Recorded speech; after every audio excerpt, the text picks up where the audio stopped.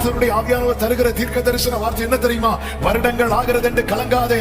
உன் கோல் துளிர்ப்பதை, உன் கோல் துளிர்ப்பதை, உன் கோல் துளிர்ப்பதை, நீ இத்தனை காலம் அடித்த கண்ணீர், இத்தனை காலம் பட்ட பிரயாசம், இதை காணாமல் உன் ஓட்டம் முடியாது. என்ன சொல்ல போறாரோ ஏக்கத்தோடு இருக்கிறீங்களா?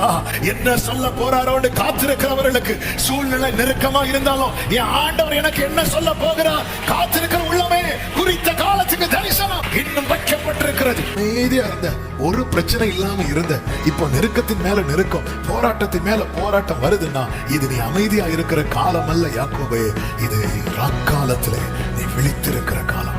புருஷன் அப்படி அல்லது மனைவி இப்படி, ஆனாலும் ஆண்டவருடைய ஒரு ஃபேவர் இருக்கு. ரீசன் என்ன தெரியுமா? கர்த்தர் உங்களை ஜாமக்காரனாக வைத்திருக்கிறார். என கேட்கிற அன்பு சகோதரா சகோதரி, உன் குடும்பத்துக்கு ஜாமக்காரன் நீதான்.